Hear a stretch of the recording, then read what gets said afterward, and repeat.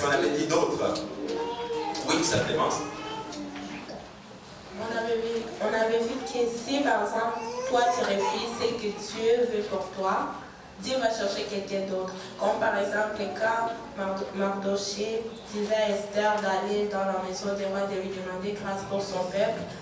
Esther disait non, il y a une loi qui interdit ça et ça, etc. Mais Mardochée avait dit si c'est pas toi que Dieu va passer par ça, il va avoir une délivrance pour les gens d'Israël. Et peut-être toi et ta maison. Alléluia. Amen. Amen. Très important. Nous avons vu la vie d'Esther se retrouver sur une position très décisive où elle devait prendre effectivement une décision. Très bien point. Quelqu'un d'autre. N'ayez pas peur. C'est juste pour faire vous. Quelqu'un d'autre? Je vois qu'on me regarde. Ou bien est-ce que je dois choisir des volontaires? Non. Bon, on va juste encore faire un récapitulatif, alléluia, de ce que nous avons étudié la dernière fois. Effectivement, nous avons parlé de la reine Esther. Et nous avons vu la deuxième partie, en d'autres termes, où elle devait prendre une décision très importante. Amen. Elle est entrée dans la présence du roi. Et on a vu justement qu'elle a d'abord jeûné. Elle a jeûné et le peuple a aussi jeûné pour elle. Et là, elle est entrée dans la présence du roi. Amen. Et nous allons voir aujourd'hui par la grâce du Seigneur comment l'histoire se termine. Amen. Qui veut savoir comment l'histoire se termine? Nous voulons savoir comment l'histoire se termine. Amen. Maintenant, je vais encore faire un récapitulatif de ce que nous avons étudié la dernière fois. En d'autres termes, les Juifs reviennent de Babylone à Jérusalem, et ça c'est en 536 avant notre Seigneur Jésus. Et le temple est rebâti entre 536 et 516 avant Jésus-Christ. Et on avait vu, en d'autres termes, qu'il y avait eu plusieurs expéditions qui ont dû occasionner la reconstruction du temple. Qui peut me dire combien d'expéditions il y a eu? 3 expéditions. La première expédition était guidée par qui? Zorobabel. La deuxième, Esdras. La troisième, Néhémie. Alléluia. Les 3 expéditions pour la reconstruction du temple. Amen. Et ça c'est très important. Pourquoi je parle de cela? Parce que nous allons savoir en d'autres termes dans quelle histoire, dans quelle période du temps, en d'autres termes, nous nous situons. Amen. Mais Esther en fait est une juive et elle va devenir en fait la reine du royaume perse. Waouh! Une juive, une étrangère qui devient en d'autres termes reine dans un endroit étranger. C'est comme si le Seigneur prenait quelqu'un, un étranger, et il le fait devenir le premier ministre du Canada. Waouh! Le Seigneur est bon. Hein? Est-ce que vous savez que le Seigneur est capable de faire ça? Il est capable de faire cela. Amen. Et Esther apparaît en fait en 40 ans après la reconstruction du temple et environ 30 ans avant celle de la muraille de Jérusalem. Et les événements qui sont dans le livre d'Esther sont bien avant le livre d'Esther. Le livre de Néhémie plutôt.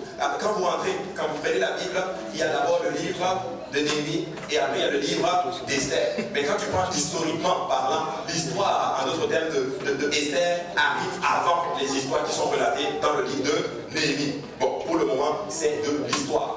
Mais on avait parlé en d'autres termes qu'à un moment donné, le roi, en d'autres termes de Perse, qui était Assyrus, était un roi fort, il était un roi puissant. Et si vous allez sur Google, vous tapez, vous allez vous rendre compte de quelque chose de particulier. C'était vraiment un grand roi, très respecté dans la sous-région.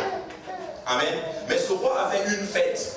Et il a appelé sa première, sa femme, on va l'appeler sa première épouse, qui s'appelait Vashti. Viens, parce que je veux te montrer à tout le monde que tu es en d'autres termes ma mère. Mais Vashti va dire, moi je ne viens pas. Et qui peut me dire ce que veut dire Vashti? Vashti veut dire la meilleure. Au lieu de devenir la meilleure épouse, elle est devenue la plus vilaine épouse. Elle est devenue en d'autres termes rebelle. En fait, elle était belle, mais c'était une belle rebelle. Waouh, une belle rebelle. Et le roi va littéralement se fâcher et on va conseiller au roi de la chasser littéralement et de la remplacer par quelqu'un d'autre. Et nous avons étudié, et nous avons vu en d'autres termes que le roi ne cherche pas une épouse rebelle, mais le roi cherche une épouse qui va montrer au monde une réponse différente de celle de Vashti.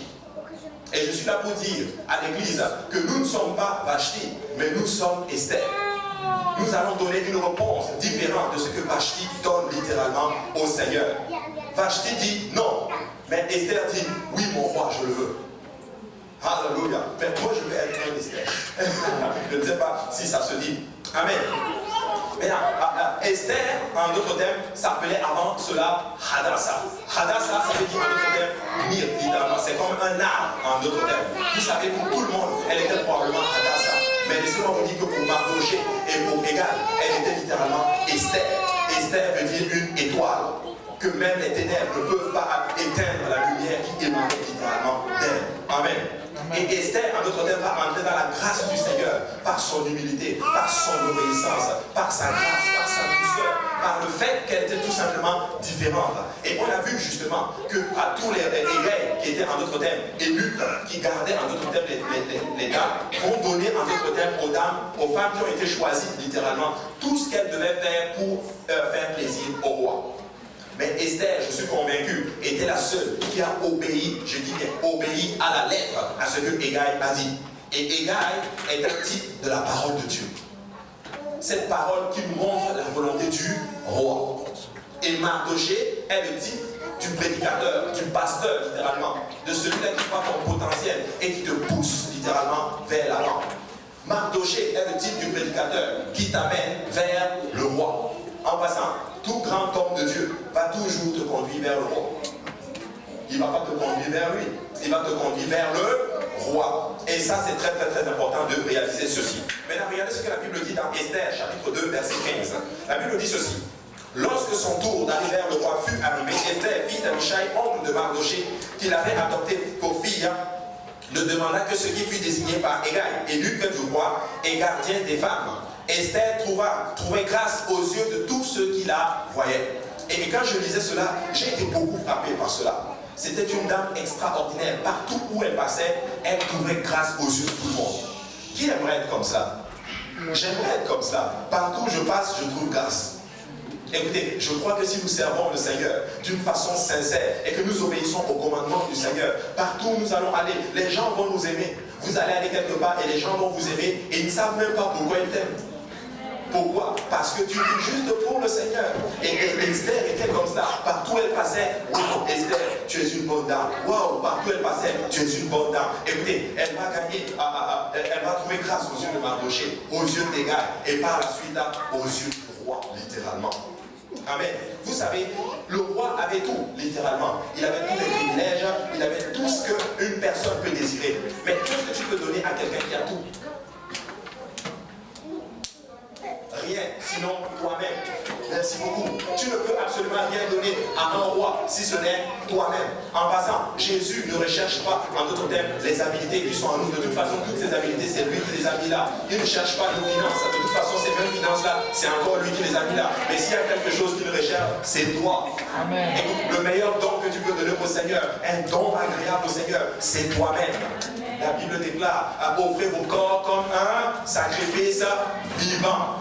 C'est un culte exagéré. Non! La Bible dit c'est un culte raisonnable. Écoutez mes frères et sœurs, si nous vivons pour le Seigneur et que nous nous donnons simplement au Seigneur avec humilité, avec joie, je dis bien avec joie, laissez-moi vous dire que nous allons faire de grandes choses dans la présence du Seigneur. Amen. Qu'est-ce qu'on peut donner à un roi? Sinon nous-mêmes, absolument rien. Le Seigneur est le roi, mais l'Église est la reine. Je pense que vous ne réalisez pas ça. J'ai l'impression que l'Église ne réalise pas. Je dis que Jésus est le roi, mais l'Église est la reine. L'Église est la reine. En d'autres termes, nous sommes ce que Dieu dit que nous sommes. Je ne suis pas ce que le monde dit que je suis, mais je suis ce que Dieu dit que je suis. Amen. Le monde dit que je suis paumé comme à laver le cerveau. Le monde dit que je perds mon temps en venant dans la maison du Seigneur. Mais Jésus dit que tu es la prunelle de ses yeux. Jésus dit qu'il est mort à la croix pour toi. Jésus dit qu'il t'aime. Et Jésus est en train de te dire aujourd'hui que peu importe ce qu'on a pu te dire dehors, lui, il t'aime. Amen. Il t'aime. Et ça, c'est très, très, très important. Vous savez, quand tu touches le cœur de Dieu, tu bouges la main de Dieu. Amen. Si tu touches le cœur de Dieu, tu vas bouger littéralement sa main. Vous savez, nous devons apprendre à toucher le cœur du roi. Et j'aime beaucoup David pour cela. David savait toucher le cœur du roi. David savait toucher le cœur du Seigneur. En fait, Dieu l'a même appelé l'homme selon mon cœur. Amen. Écoutez, moi je vais apprendre toutes les techniques, comment il faut faire pour séduire le roi. Écoutez, nous ne sommes pas là pour séduire le monde, mais nous sommes là pour séduire le roi. Alléluia. Écoutez, en d'autres termes, ce parfum que je mets, ce n'est pas pour les hommes, je le mets pour le Seigneur. Alléluia. Extraordinaire. Donc quand tu touches le cœur du roi, en d'autres termes, tu bouges littéralement sa main. Amen. Mais là, la bataille n'est pas au niveau de la puissance, mais la bataille se trouve au niveau de la connaissance. Le problème, c'est qu'avec beaucoup d'enfants de Dieu ne savent pas quelle est leur position aujourd'hui dans le Seigneur. Je ne sais pas pour vous, mais je réalise que spirituellement, j'ai une place très élevée étant dans le Seigneur. Beaucoup d'entre nous ne savent pas. Vous savez quoi? Je vais prendre une illustration et ça va beaucoup vous aider. T'imagines, tu meurs de pauvreté alors qu'il y a des millions dans ton compte et tu ne sais pas. Mais laissez-moi vous dire que l'Église est souvent dans une situation pareille.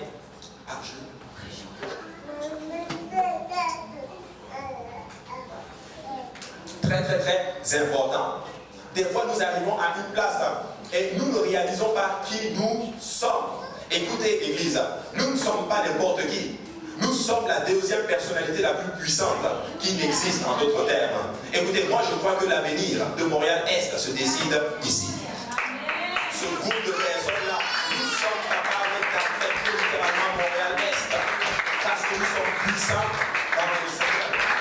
Nous avons l'autorité, alléluia, de bouger, alléluia, le monde spirituel. Nous avons la capacité de le faire, mes frères et sœurs. Mais le problème, c'est que nous ne réalisons pas. En d'autres termes, ce n'est pas un niveau de puissance, mais c'est au niveau de la connaissance. Tu sais, si tu sais qui tu es, laisse-moi te dire que personne ne peut t'affecter si on te dit ainsi. Ça ne sert à rien d'arriver à une place et tu ne sais même pas qui tu es. Amen. Beaucoup ignorent qui ils sont. Beaucoup ignorent en d'autres termes quelle est leur position dans le Seigneur. Mais je ne sais pas pour vous, j'ai été repenti, je me suis repenti de mes péchés. J'ai été baptisé dans le nom de Jésus-Christ. Ce nom a été invoqué sur moi. J'ai revêtu le Saint-Esprit, la puissance qui tombe d'en haut. Ça veut dire que spirituellement, j'ai la capacité de bouger le monde spirituel. Amen. Je suis en train de dire, nous pouvons convoquer une légion d'anges. Nous avons le pouvoir de le faire, mes frères et sœurs. Amen. Parce que l'Église, des fois, arrive à une classe où elle ne sait pas le chemin, c'est qu'elle est en d'autres termes. Vous savez quoi, la puissance ne se trouve pas dans les programmes. La puissance ne se trouve même pas dans notre habilité à jouer. La puissance ne se trouve pas dans les programmes que nous faisons. La puissance se trouve lorsqu'une église se consacre. Lorsqu'une église commence à prier. Lorsqu'une église décide littéralement, alléluia, d'affecter, alléluia, son environnement. C'est là que se trouve la puissance. Amen. En passant, le jour de la Pentecôte, la Bible enseigne qu'ils étaient combien? 120 dans la chambre haute. Si je lis bien les textes, il n'y avait pas de chorale. Il n'y avait pas de drum, il n'y avait pas de batte, il n'y avait rien. Mais laissez-moi vous dire que la puissance qui émanait là, je vous assure, était tellement forte qu'elle a shaké le monde, qu'elle a bousculé littéralement le monde. Et nous ne serions pas là aujourd'hui si ces 120 là n'étaient pas restés assidus dans la prière. Et la Bible enseigne que le Saint-Esprit est tombé sur eux. Je crois que le Saint-Esprit peut tomber aussi sur nous aujourd'hui. Amen. Je le crois de tout mon cœur. Le numéro 2 dans la hiérarchie, ce n'est même pas le diable. Le numéro 2 dans la hiérarchie, c'est l'épouse du roi. Parce que l'épouse a la capacité d'influencer le roi. Mais laissez-moi vous dire que l'épouse du roi, alléluia, c'est l'Église. Écoutez, nous avons la capacité d'influencer le roi. Amen. J'ai l'impression que vous ne réalisez pas que vous avez la capacité d'influencer le roi. Nous pouvons influencer le roi. Le Seigneur est dit, à cause de nous, Dieu peut épargner Montréal-Est. À cause de nous, Dieu peut épargner Montréal. À cause de nous, Dieu peut épargner tout le Québec en entier. Je vais aller plus loin. À cause de nous, Dieu peut faire venir le réveil. Pourquoi? Parce que nous savons que nous pouvons influencer le roi. Écoutez, je veux vous dire comment on influence le roi. Par la consécration. Écoutez, par la fréquentation de la maison du Seigneur. Par notre relation personnelle avec le Seigneur. Par notre étude de la parole du Seigneur. Par notre sérieux dans le Seigneur. Nous pouvons affecter littéralement le roi. Amen. Parce que la reine est en position d'influencer le roi. Écoutez ceci. Si votre ennemi est l'ennemi du roi, alors votre bataille est la bataille du roi. Amen. Si votre ennemi est l'ennemi du roi, alors votre bataille est déjà gagnée, je veux le dire ainsi. Amen. Je suis là pour dire à quelqu'un, mon ennemi ce n'est pas mon frère et ma soeur. Mais mon ennemi, hallelujah, c'est l'ennemi du roi, qui est le diable. Et je rends grâce à Dieu. Je veux que, hallelujah, mon ennemi soit celle du roi. Et je veux que l'ennemi du roi soit aussi mon ennemi. Amen. Très important. Écoutez, on n'est pas là pour se bousculer les uns les autres. Non, nous sommes là pour nous aimer les uns les autres. Écoutez, il y a un esprit qui tourmente les gens. Il y a un esprit qui tourmente les enfants de Dieu. Il y a un esprit qui veut qu'il y ait l'union entre nous. Et nous sommes là pour combattre cet esprit-là. Parce que c'est cet esprit notre ennemi. Mon ennemi n'est pas ma soeur. Mon ennemi n'est pas mon frère. Mon ennemi, c'est l'ennemi du roi.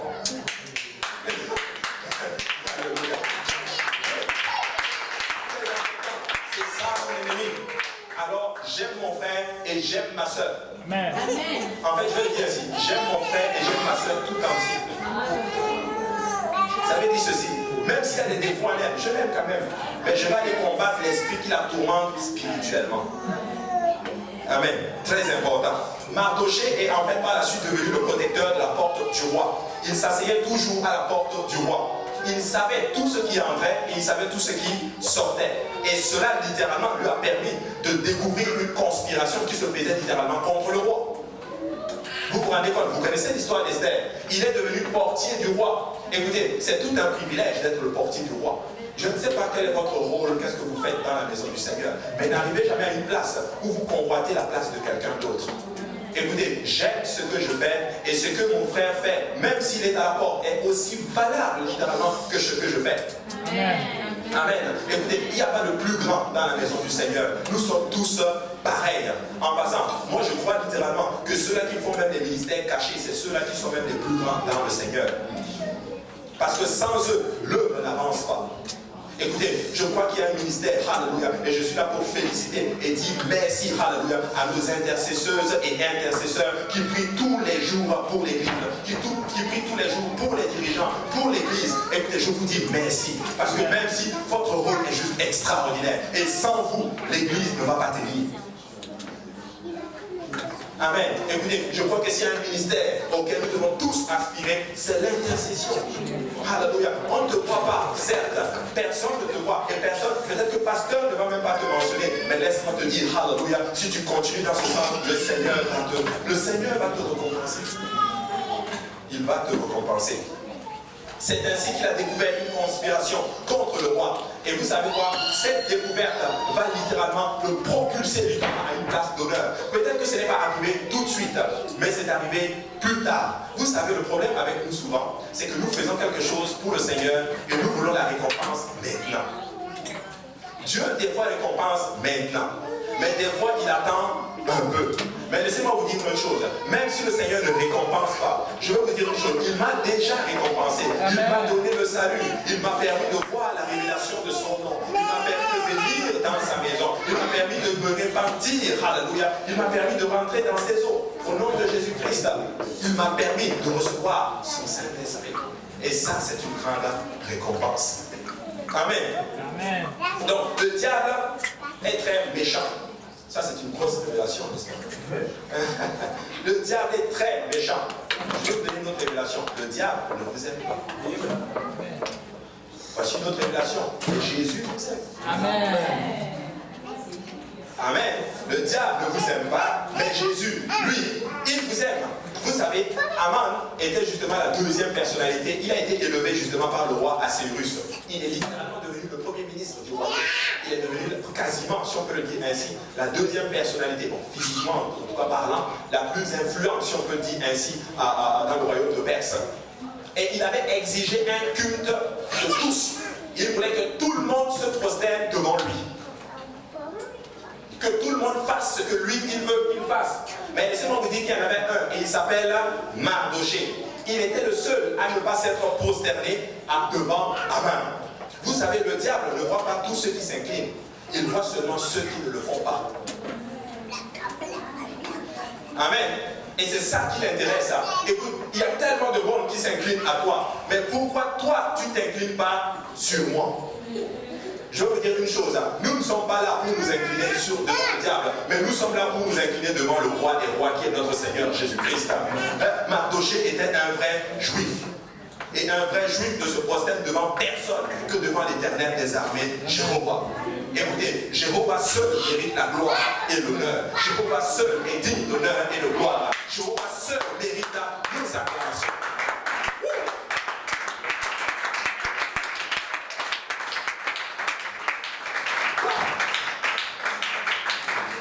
Vous connaissez l'histoire, je vais vous parler d'une histoire assez particulière. Vous connaissez l'histoire de Daniel. Ça se trouve dans le livre de Daniel. Il y a ces jeunes hébreux qui arrivent à Babylone. Et là, le roi va demander à ce qu'au son de la trompette, au son de toutes sortes d'instruments de musique, que tout le monde se prosterne devant cette statuette qu'il va élever. Et quand la trompette sonnait, tout le monde se prosternait. Et devinez quoi? Lorsque les autres se prosternaient, automatiquement, ceux-là qui restaient debout devenaient visibles. On va faire une illustration. Frère Marc, viens avec moi. Quand je cherche trois frères, prenez cette photo. Frère Christian. Maintenant, est-ce qu'on peut tous se lever? Voilà. On va faire une illustration assez extraordinaire. Vous allez comprendre, s'il vous plaît. Sur la même chose. Quand je vais faire la trompette, amen, vous allez tous vous asseoir. Mais trois ne vont pas s'asseoir. Vous êtes OK? OK.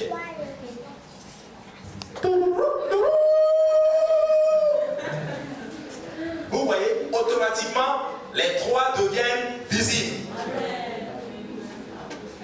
Et c'est ça qui attire le diable. Et quand tu arrives à cette place et que tout le monde sert le monde et que toi tu ne sers pas le monde, ça attire le diable et c'est ce que nous voulons.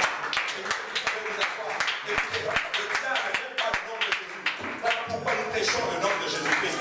Le diable n'aime pas alléluia que nous prêchons la consécration. Mais nous aimons prêcher la consécration.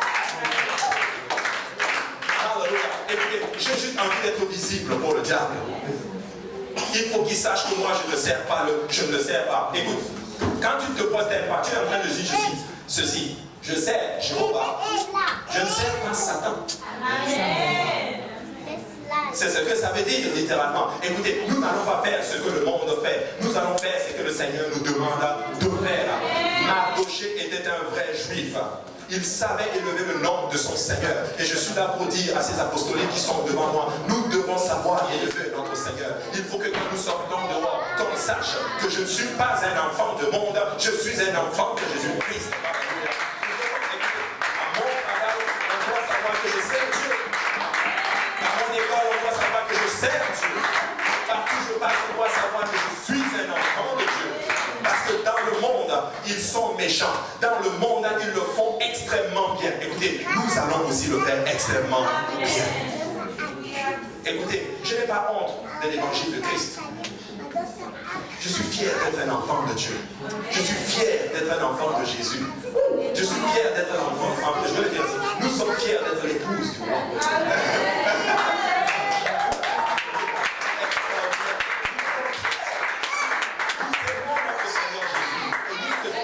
Attirer le monde. Non, non, non. Nous faisons cela parce que nous voulons dire au roi, oui, mon roi, je le veux. Je ne suis pas Vashti. Amen. Extraordinaire. Vous savez, lorsque tout le monde se prosterne et que toi tu refuses, automatiquement, tu deviens visible. Aman ne pouvait pas toucher Mardochée, malgré le fait qu'il avait autant de pouvoir. Mais laissez-moi vous dire qu'il avait besoin littéralement de la couverture du roi et du nom du roi pour pouvoir toucher à Mardochée. Et ma question est celle-ci. S'il était la deuxième personnalité, c'est-à-dire le premier ministre, s'il avait autant de pouvoir, pourquoi il ne pouvait pas toucher à Mardochée sans avoir l'accord du roi? Écoutez, je suis là pour dire à quelqu'un aujourd'hui, tu n'as pas à avoir peur du diable. Mais non, même le diable a besoin de la permission du roi pour te toucher. Le roi, Satan avait besoin de la permission du Seigneur pour toucher Job. Amen. Écoutez, je vais vous dire quelque chose qui empêche, je l'ai enseigné hier, qui empêche beaucoup d'enfants de Dieu de rentrer dans leur promesse. C'est la peur.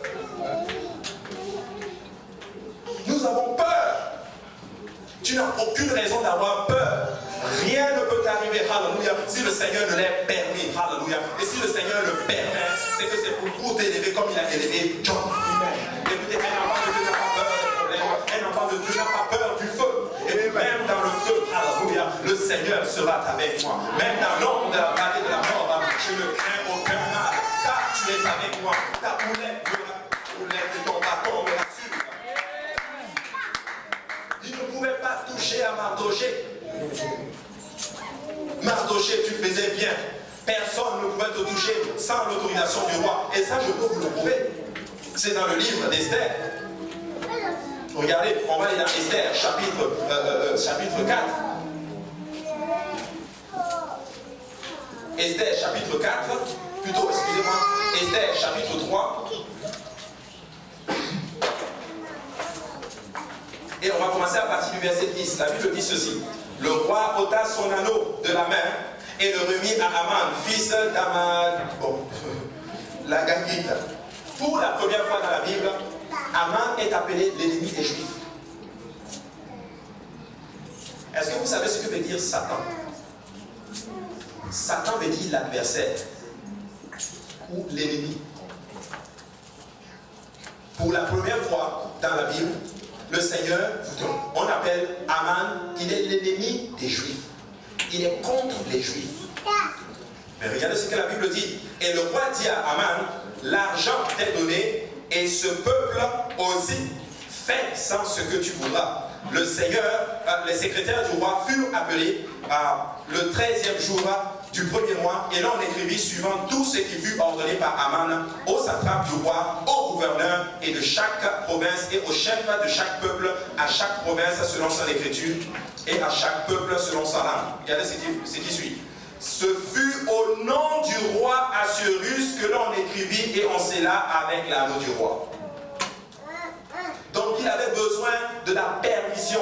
Il avait besoin du nom du roi pour sceller le décret, littéralement, pour exterminer non seulement Mardoché et tout le peuple juif. Et même Satan a besoin de la permission de Dieu pour te faire du mal. Je suis en train de dire ceci à l'église, que rien ne nous arrive si le Seigneur ne l'est permis.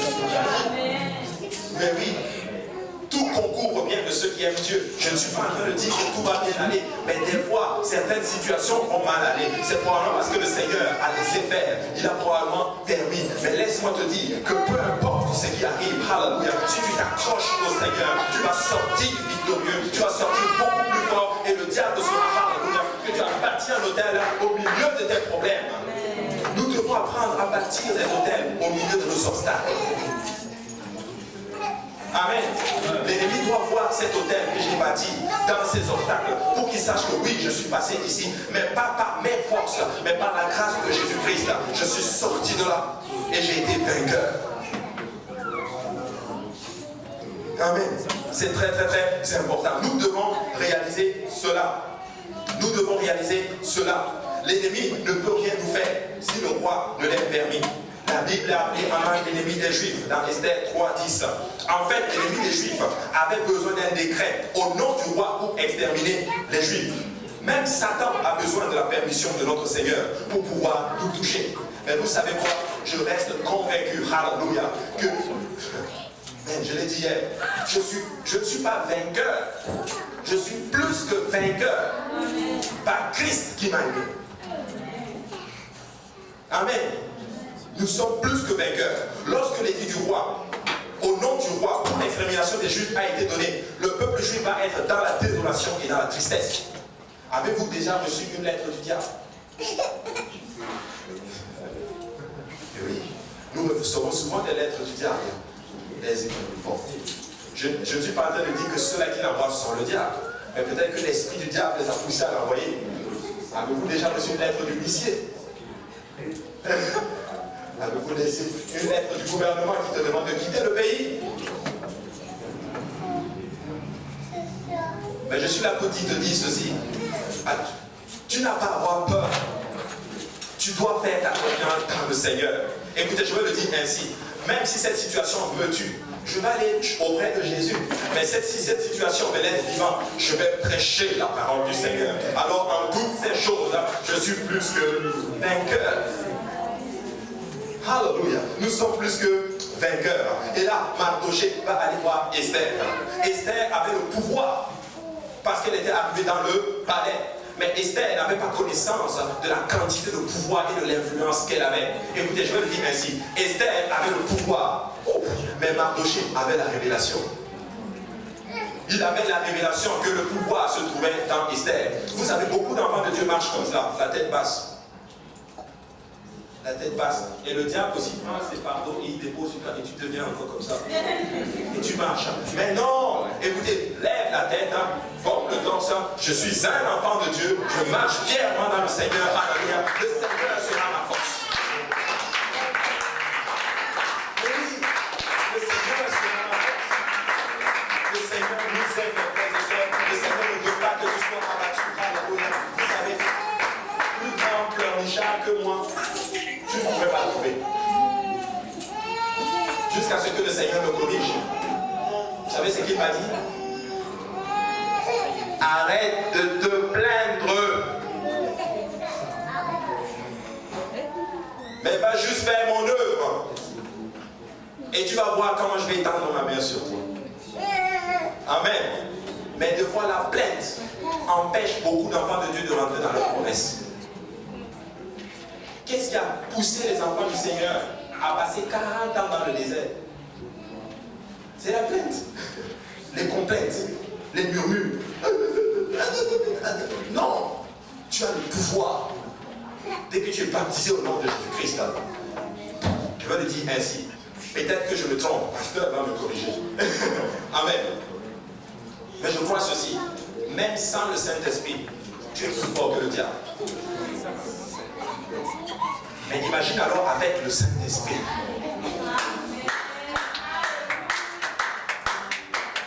Oui, nous sommes plus forts que le diable. Esther avait le pouvoir, mais elle ne connaissait pas la dimension de pouvoir qu'elle avait. Mais Mardoché savait littéralement que dans cette dame, elle a la capacité d'influencer le roi. Il y a certaines personnes des fois qui viennent souvent me voir. Ils se plaignent, pasteur, il y a ci, pasteur, il y a ça. Mais je les regarde, je dis dans ma tête, tu ne sais pas la capacité d'intercession qui est en toi. Tu ne sais pas l'onction qui est déposée sur toi. Tu ne peux pas savoir que toi-même, dès que tu te lèves, même 5 minutes de prière, ça envoie des missiles dans le camp de l'ennemi. Mais oui. Mais bon, un bon pasteur, tu ne vas pas dire ça. On va prier. Et tu vas prier que le Seigneur lui répète la quantité de pouvoir qu'elle a. Amen. Esther avait déjà vu son rêve s'accomplir, être dans le palais. Mais la vision de Mardoché était encore plus grande pour elle. En d'autres termes, Esther probablement voulait être la reine. Et elle était la reine. Son rêve a été accompli. Mais laissez-moi vous dire que Mardoché avait un rêve beaucoup plus grand. En fait, tu n'es pas là juste pour être marié au roi. Tu es là pour être marié au roi, mais aussi pour influencer le roi afin que beaucoup de personnes puissent être sauvées. Vous savez quoi? N'arrivez pas à cette place où vous voulez le Seigneur juste pour les bénédictions. Tu arrives à cette place, Dieu t'a béni et Dieu a béni beaucoup de personnes et Dieu va encore bénir beaucoup de personnes. Je suis là pour dire à certaines personnes, n'arrive pas à cette place où tu restes cette place. Parce que le plus fondamental de pourquoi Dieu te sauve et qu'il te bénit, c'est pour que tu gagnes quelqu'un d'autre à lui. C'est pour que beaucoup d'âmes puissent être sauvées à travers ton témoignage. C'est ça qui compte. Écoutez, c'est le salut des âmes. C'est ça la chose la plus importante. Écoutez, Dieu respecte la soif des gens. Dieu respecte beaucoup les gens qui ont soif. Et il est prêt à tout pour sauver ces gens-là. Et Dieu nous appelle, alléluia, à cela premièrement. Écoutez, plus parce que tu es appelé, Dieu va bénir. Mais il faut que notre but fondamental soit d'abord les âmes. Esther était arrivée dans le palais, mais elle ne réalisait pas d'autre terme l'ampleur de la situation. Elle a probablement et sûrement, elle était là probablement pour un temps comme celui-ci. Souvent, nous voulons le Seigneur pour que nos rêves personnels s'accomplissent. Écoutez, Dieu m'a dit ceci un jour, tu tes rêves, mais poursuis-moi mon rêve de voir les âmes sauvées et je vais accomplir tes rêves. Amen. Écoutez, je crois que nous devons arriver à une place, alléluia, où nous mettons nos rêves littéralement de côté Écoutez, et si nous poursuivons le Seigneur, il déclare, recherchez le royaume de Dieu et toute sa justice et toutes ces choses vous seront données, premièrement, de toutes ces choses vous seront données par-dessus.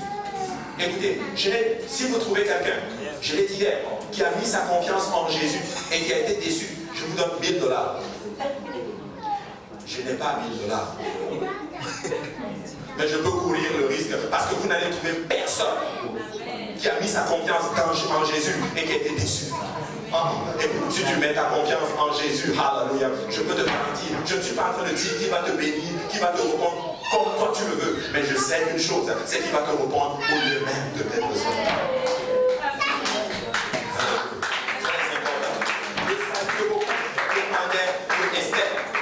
Alors écoute-moi Esther, si tu es là aujourd'hui, qui sait si ce n'est pas pour un temps comme celui-ci que tu es parvenu à la royauté. Esther jouissait des avantages du palais et du service de ses serviteurs. Alors, elle a essayé de se débarrasser du sac de Mardoché. Ça se trouve dans Esther 4:1. Mardoché, ayant appris tout ce qui se passait, déchira ses vêtements, s'enveloppa d'un sac et se couvrit de cendres. Puis il alla au milieu de la ville en poussant avec force des cris amers et se rendit jusqu'à la porte du roi, dont l'entrée était interdite à toute personne revêtue d'un sac. Dans chaque province, partout où arrivait l'ordre du roi et son édit, il eut une grande désolation parmi les Juifs.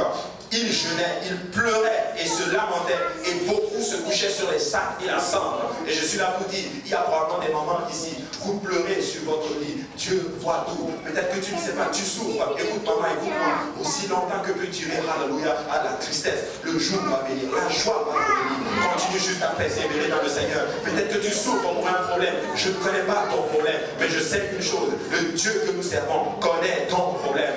Écoute, personne ne peut se débarrasser, alléluia, de ton sac. Esther jouissait littéralement, elle voulait enlever le sac de Mardoché. Mais tu sais quoi, écoute, si tu ne veux pas m'aider à porter mon fardeau, ne m'enlève pas mon fardeau. Littéralement, c'est ce que Mardoché était en train de dire à Esther. Parce que Esther a envoyé des gens pour enlever ce sac que Mardoché s'était mis. Parce qu'il souffrait, le peuple était dans la désolation. Écoutez, je ne suis pas là pour enlever votre fardeau. Mais tu sais quoi, avec l'aide du Seigneur, je vais t'aider à porter ton fardeau. Maintenant, c'est quoi ton fardeau? Est-ce les armes? Est-ce les âmes? Est-ce même une nation? Je ne sais pas. Mais je vais t'aider à porter ce fardeau. Je ne peux pas essayer de t'enlever ce fardeau. Je vais t'aider à porter ce fardeau. Parce que tous ensemble, avec l'aide du Seigneur, il va accomplir son œuvre avec nous. Il va faire son œuvre avec nous. Les servantes d'Esther et ses élites vinrent lui annoncer à cela, et la reine fut très effrayée. On est venu lui dire, comme tu sais quoi, le peuple est dans la désolation. Ils sont en train de souffrir, alors que toi, tu es parvenu à la royauté. Écoutez, tu as la capacité de sauver quelqu'un. Mais aujourd'hui, alléluia, nous nous complaisons tellement de nos situations. On est tellement centrés sur nous-mêmes. Mais peuple de Dieu, écoutez-moi très bien. Écoutez, nous ne sommes pas là, alléluia, pour nous centrer sur nous-mêmes. Nous sommes là, alléluia, pour faire la volonté du Seigneur et que beaucoup d'hommes parviennent à la repentance au nom de Jésus-Christ. Amen. Plus le Seigneur a déposé ce fardeau dans nos cœurs, alléluia, le fardeau des âmes. Le fardeau des âmes. Je parlais à des gens qui sont revenus du Congo. Ils disaient, ça te ramène littéralement à ce qui est le plus essentiel, c'est-à-dire les âmes. Les âmes. Écoutez, les âmes sont tellement importantes pour Dieu que Dieu dit qu'il n'y a rien de plus que le monde entier ne peut pas racheter une âme. Amen. Écoutez, nous devons prendre cela au sérieux. Nous devons vraiment prendre cela au sérieux. En fait, Mardoché disait à Esther, si tu ne veux pas prendre ce fardeau avec moi, alors ne m'enlève pas ce fardeau. Esther 4:13, Mardoché fit répondre à Esther, ne t'imagine pas que tu échapperas seul d'entre tous les Juifs parce que tu es dans la maison du roi. Probablement qu'elle s'est pensée, elle a cru que bon, je suis roi, je suis dans la maison du roi, je suis son épouse. Mais écoute Esther, tu es aussi une Juive en passant. Ne t'imagine pas que tu vas ne t'imagine pas que tu vas être sauvé. Parce que car si tu te tais maintenant, le secours et la délivrance surgiront d'autre part pour les Juifs. Et toi et la maison de ton père, vous périrez. Oh, vous périrez. Et qui sait si ce n'est pas pour un temps comme celui-ci que tu es parvenu à la royauté. Vous savez quoi, des fois nous pensons que nous avons assez souffert. J'ai eu assez de fardeau, c'est le temps que je me repose. Écoute, je vais vous dire une chose, peu importe la quantité de souffrance que tu as, n'oublie jamais ceci, il y a toujours quelqu'un qui souffre plus que toi. Dieu m'a toujours dit, si tu penses toujours qu'il y a toujours quelqu'un qui souffre plus que toi, laisse-moi te dire que tu vas enjoy cette vie-là, hallelujah, que tu as. Je ne suis pas en train de dire que vivre pour Dieu c'est facile. Non, ce n'est pas facile. Mais justement vous dire que la meilleure vie que tu peux vivre sur cette terre, c'est la vie en Jésus-Christ. Le roi pourrait, hallelujah, elle dit non, Mardoché ne renoncerait pas jusqu'à ce que Esther agisse. En fait, il était capable d'influencer Esther. Mais j'aime beaucoup maman Esther. Esther est une femme extraordinaire. Même dans la royauté, elle était quand même soumise à Mardoché. Je veux le dire ainsi. Même dans la royauté, elle était quand même soumise à son pasteur. Si on peut le dire. Mardoché représente son pasteur. Écoutez, je veux vous dire une chose. C'est très important la soumission à l'homme de Dieu. Je n'aime pas dire ça, parce qu'on va dire que c'est vrai. Mais c'est vrai, il faut être soumis à son pasteur. La Bible dit littéralement qu'elle a obéi fidèlement, même étant dans la royauté, à Mardoché. Elle a dit, écoutez, je vais jeûner 3 jours. Demande au peuple de jeûner 3 jours. Je vais entrer dans la présence du roi. Et si je dois périr, eh bien je vais périr. Mais vous savez quoi? Je vais faire quelque chose. Écoute, si tu ne luttes pas, tu ne seras jamais béni. Mais oui, Jacob s'est battu pour avoir sa bénédiction. Tu dois te battre. Tu dois te battre pour cette relation que tu as avec le Seigneur. C'est difficile. Surtout ici au Québec. Ne nous aide pas à vivre pour Dieu. Mais nous allons vivre pour Dieu. Avec l'aide du Seigneur. Si nous ne faisons rien, mes frères et sœurs, l'ennemi gagnera par défaut. Parce qu'il n'y a pas de challenge. Si tu ne luttes pas, l'ennemi gagne. Amen. Écoutez, je dis ceci. Si tu veux aller en enfer, ne fais absolument rien. Mais si tu veux aller au ciel, tu vas faire quelque chose. Tu dois te battre. Tu dois te battre. Ce n'est pas facile, mais avec l'aide du Seigneur, tu vas y arriver. Avec l'aide du Seigneur, tu vas y arriver. Esther va dire ceci. Mais écoute Mardoché, tu sais qu'il y a un décret qui dit que quiconque entre dans la présence du roi peut mourir, à moins que le roi ne tende le sceptre. Écoutez, ça c'était la pensée, alléluia, lorsqu'elle était orpheline. Ça c'est la vieille pensée.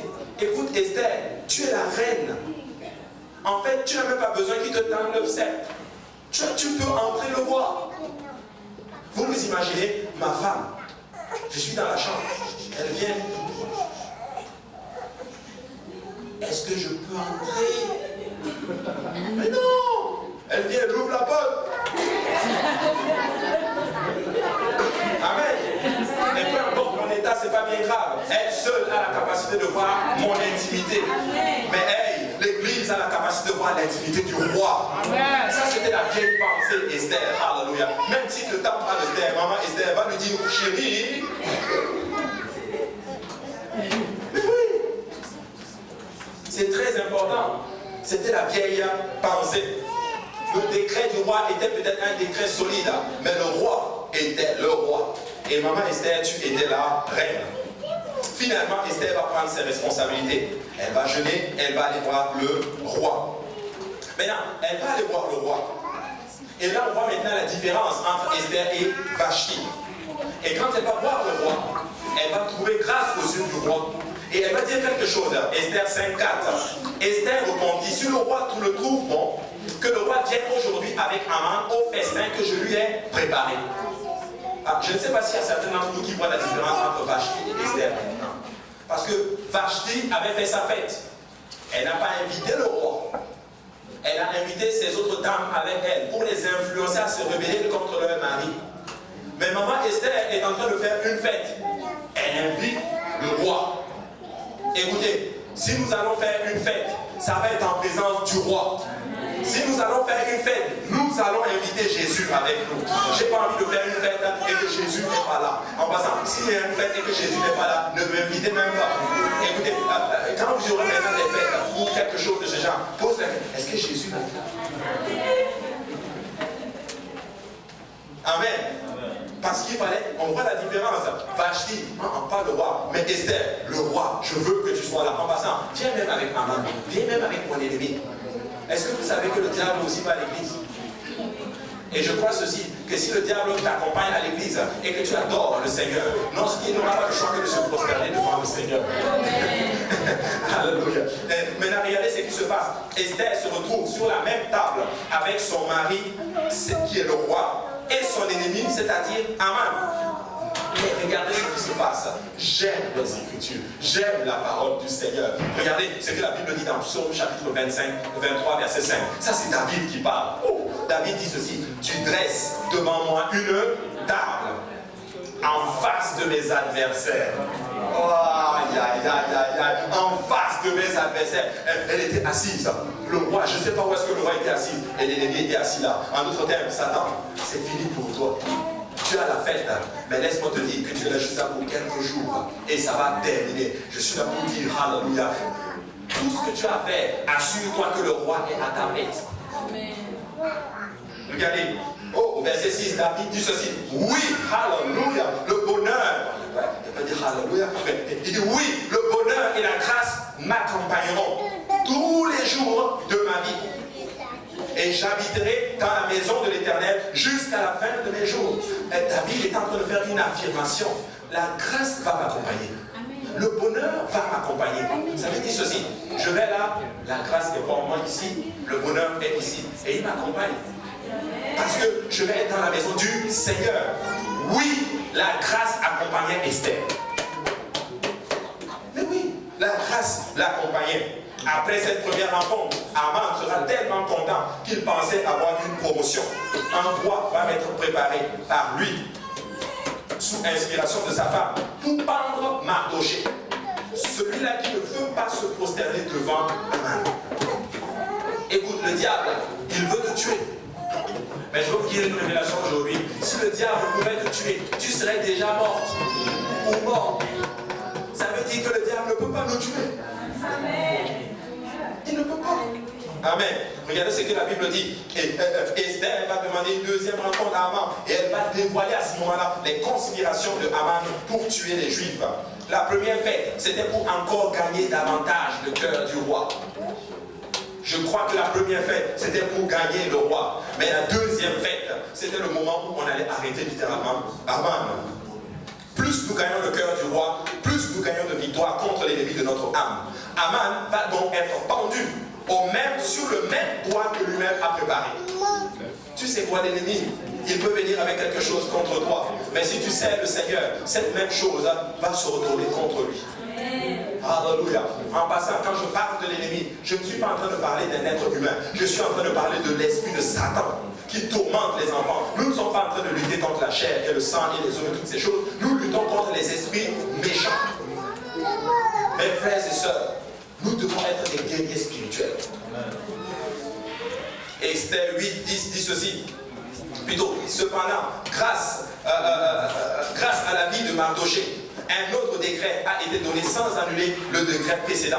Les Juifs pourraient se défendre et défendre leurs biens. Oui, on va révéler la conspiration de Aman. Il veut tuer tous les Juifs. Chérie, tu sais, il y a un peuple ici. Et il y a un ennemi qui veut tous nous tuer. En passant, c'est vrai que je ne te l'avais pas dit. Mais de toute façon, j'ai déjà compris ton cœur. Je suis aussi une juive. Et le roi dit, oh, qui est ce monsieur? C'est Aman.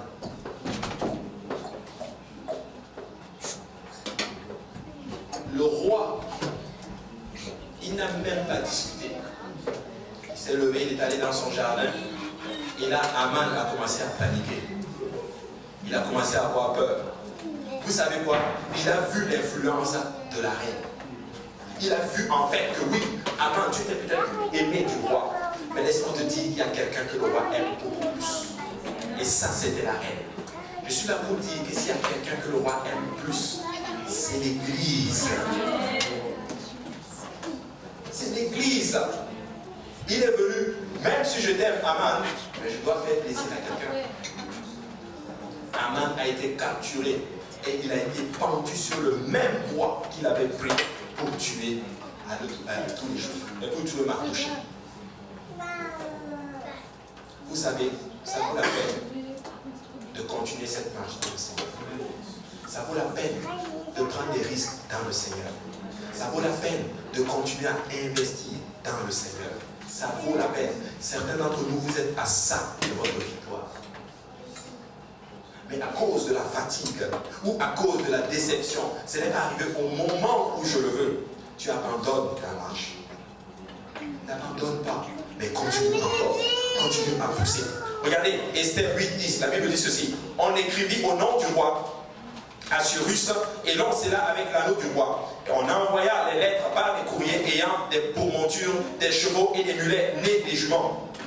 Par ces lettres, le roi donnait aux Juifs en quelques villes qu'ils fussent la permission de se rassembler et de défendre leur vie, de détruire, de tuer et de faire périr avec leurs petits-enfants et leurs femmes tous ceux de chaque peuple et de chaque province qui prendraient les armes pour les attaquer et de les livrer et de livrer leurs biens au pillage.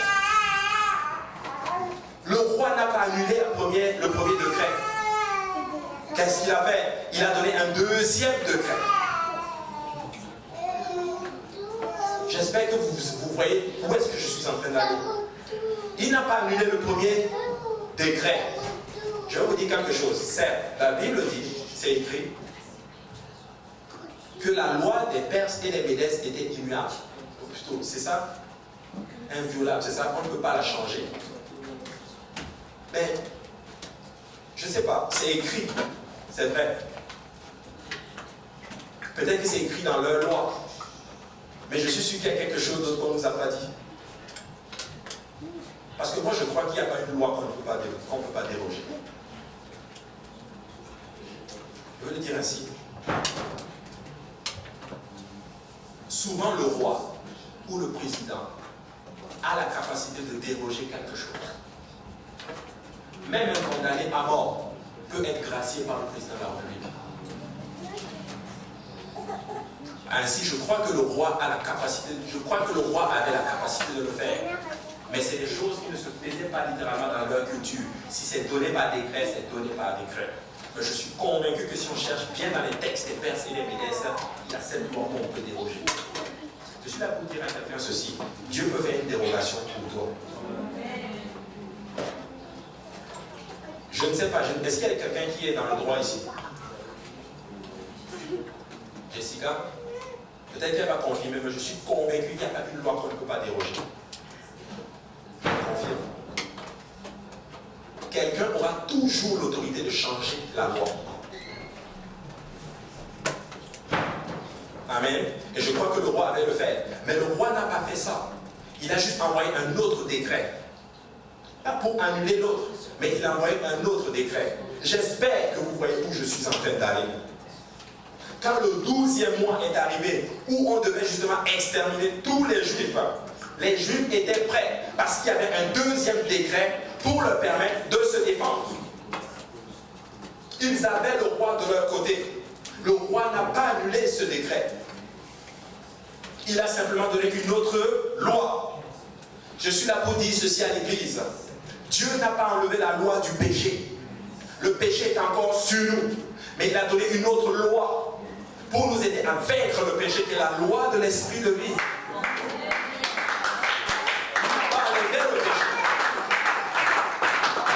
Écoutez, le péché est toujours là. Est-ce qu'il y a des gens ici qui sont tentés? Alléluia. Oui, amen. Oui, mais je veux vous dire une chose, par la loi du Saint-Esprit, si tu n'as pas reçu le Saint-Esprit, tu peux recevoir la puissance de l'Esprit aujourd'hui. Tu peux recevoir la puissance du Saint-Esprit. Le Saint-Esprit va te conduire vers la vérité. Et tu vas aller vers cela. Et ça va t'aider à vivre pour le Seigneur.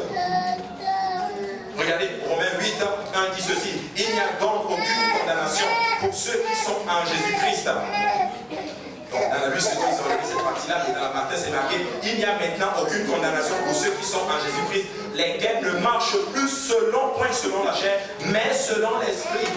Il est en train de dire que si tu arrêtes de marcher selon la chair et que tu marches selon l'esprit que tu as reçu, c'est-à-dire le Saint-Esprit, laisse-moi te dire qu'il n'y a plus de condamnation sur toi.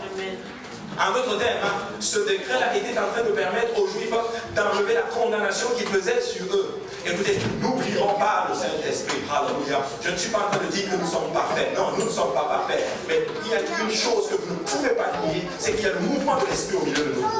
L'Esprit bouge parmi nous. L'Esprit a changé beaucoup de personnes. Beaucoup de personnes qui ne croyaient même pas pour parler en langue. Mais écoutez, ils ont puissamment reçu le Saint-Esprit. Ils ont parlé dans cette langue d'une façon extraordinaire. Comme confirmation de la preuve du baptême du Saint-Esprit. Alléluia. Il y a beaucoup de personnes ici, je vous regarde, je ferme les yeux, je pense à ce que vous étiez avant. Mais quand je vous regarde aujourd'hui, je me dis, oh, alléluia, Saint-Esprit, tu as vraiment travaillé sur mon frère et ma soeur. Alléluia. Je me rappelle de certains d'entre vous quand je vous voyais là. Je me rappelle de la sœur Mou, pour la première fois quand je l'ai baptisée au nom de Jésus. Mais regardez ce que tu as fait. Regardez ce que le Seigneur a fait. Alléluia. Je prends toujours mon exemple favori, c'est le frère Simplice. Écoutez, peut-être là, il y a quelques années, à cette période-là, si vous rentrez dans sa chambre, vous allez voir des canettes. Des canettes de quelque chose. Je ne suis pas à causer quelque chose. Hey, laissez-moi vous dire que ce frère aujourd'hui a pu le Saint-Esprit. Il parle en d'autres.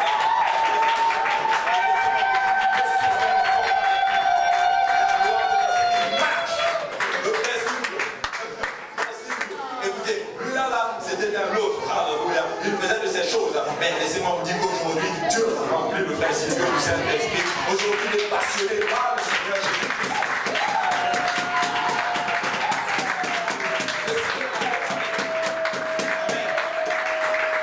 Chacun d'entre vous, alléluia. Je ne veux juste pas embarrasser certaines personnes, alléluia. Je sais qu'elles me regardent, alléluia. Mais je me rappelle de la sœur Abia, quand elle est arrivée pour la première fois, alléluia. Hey, mais regardez ce que Dieu a fait, alléluia. Le Seigneur a changé la sœur. Mais j'aime l'exemple favori, c'est moi-même. Écoutez, si Dieu peut changer quelqu'un comme moi, il peut changer tout le monde. Il peut changer tout le monde. Écoutez, Dieu seul peut prendre un musulman, alléluia. Écoutez, fervent musulman, extrémiste, par lui, si vous voulez, avec l'ingrédient, alléluia, dans l'église, alléluia, et l'Amérique est faire de lui un prédicateur de la parole du Seigneur.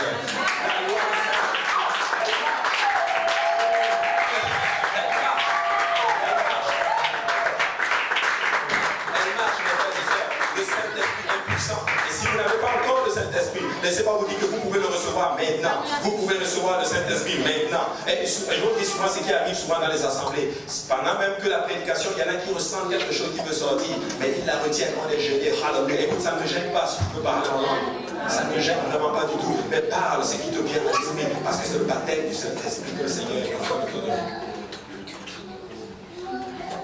En effet, la loi de l'Esprit de vie en Jésus-Christ m'a affranchi de la loi du péché et de la mort. Paul est en train de dire à Romains que la loi de l'Esprit l'a affranchi. Ça veut dire ceci, que la loi, elle existe, mais elle n'a pas d'effet sur moi. Ça veut dire ceci, mes frères et sœurs, il y a le péché dans le monde. Ça nous cherche. Mais vous savez quoi? Nous dominons cela. Amen. Je veux dire ainsi, pour vaincre une loi, il faut une autre loi pour la dompter. Quand l'avion vole, la loi de la pesanteur est toujours là. Mais ils ont trouvé une autre loi.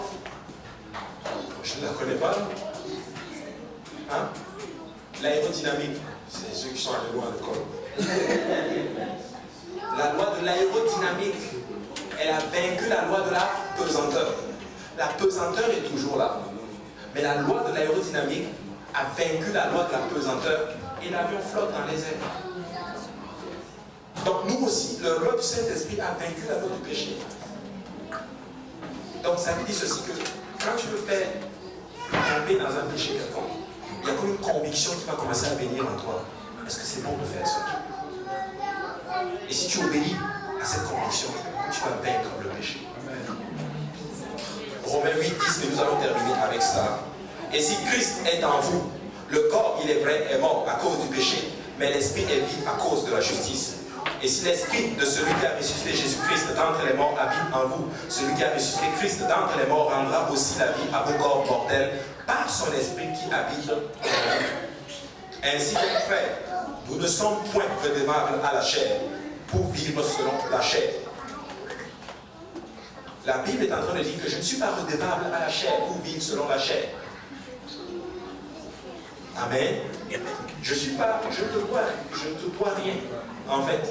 Donc, je ne peux pas vivre selon toi.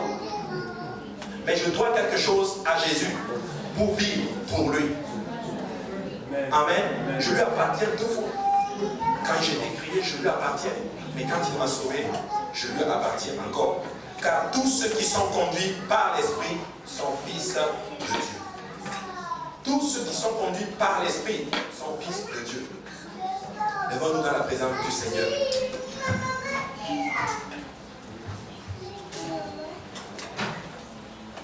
Mes frères et sœurs, je vais terminer avec ce verset.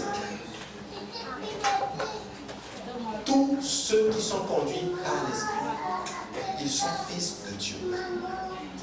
La Bible est en train de dire ceci, que tous ceux qui sont conduits par l'Esprit sont fils de Dieu. La Bible n'a pas dit que ceux qui ont le Saint-Esprit sont fils de Dieu. La Bible dit que c'est ceux qui sont conduits par l'Esprit. Maintenant, je vais le dire selon mes mots. C'est ceux qui ont le Saint-Esprit et qui vivent selon l'Esprit qu'ils ont reçu, qui sont appelés enfants de Dieu. Donc nous devons d'abord avoir le Saint-Esprit et marcher selon cet esprit. Marchons beaucoup selon cet esprit. Je sais que ce n'est pas facile, mais avec l'aide du Seigneur, nous allons y arriver. Nous allons y arriver. Comme Esther a réussi, alléluia, à vaincre littéralement l'ennemi. Nous pouvons aussi vaincre l'ennemi. Il n'y a pas un diable qui peut vous empêcher de vivre pour le Seigneur. Il n'existe pas. Mais vous pouvez vivre avec dans la grâce du Seigneur et étant épanoui dans le Seigneur. Vous pouvez. Vous pouvez. Amen. Alléluia. Et si vous voulez continuer encore cette marche, l'autel est ouvert. Nous allons nous consacrer encore. Nous allons demander au Seigneur de nous aider à continuer et à réaliser dans notre terre ce que nous sommes. Amen. Alléluia. Merci Seigneur. Alléluia.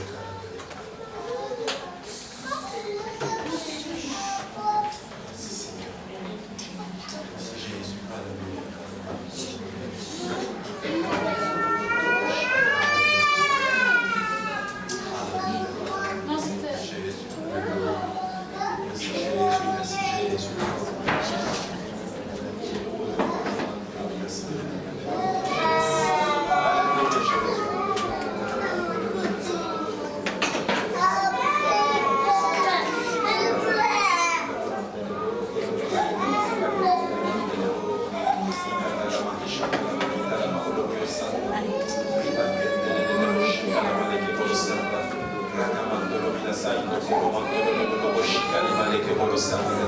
Alléluia Jésus, Alléluia Jésus, Alléluia Jésus, Alléluia, Alléluia. Gloire au nom de Jésus, gloire au nom de Jésus, Alléluia, Karabaïta, Rabaoloboyo Santa, Ikariamantolo, Santa, Lemandele, Bolomaïta, Karabaoloboyo Santa. Gloire au nom de Jésus, gloire au nom de Jésus, gloire au nom de Jésus. Kotolomaïta, Rabaoloboyo Santa, Alléluia. Makatalamaïta, Rabaoloboyo Santa. Je t'aime Seigneur Jésus, je t'aime Seigneur Jésus, Alléluia. Papa aide-nous Seigneur, Papa aide-nous Seigneur Jésus. Baba Baketele, Bokoloshita, la Maleke Borosanda. Hekarabaya, Tarabaï, Karabaya, Tarabaï, Tarabaoloboyo Santa. Gloire au nom de Jésus, gloire au nom de Jésus. Papa, nous voulons vaincre Seigneur l'ennemi, nous voulons vaincre Seigneur le péché Seigneur.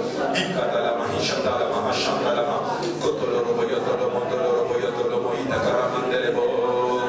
Hatalama, Karabaya, Karabala, Rabai, Karabala, Rabaya, Karabala, Rabaya, Karabala, Rabaya, Karabala. Heshantalamaïta, Karabala, Rabaya, Karabala, Rabai, Karamandelebo. Je t'aime Jésus, je t'aime Seigneur Jésus. Alléluia, Alléluia Jésus, Alléluia, Alléluia, Alléluia. Je t'aime Seigneur, Alléluia, Alléluia Jésus, Alléluia. Oh la mayata, la maïta, la maoloboyo, Santaria, de boshata.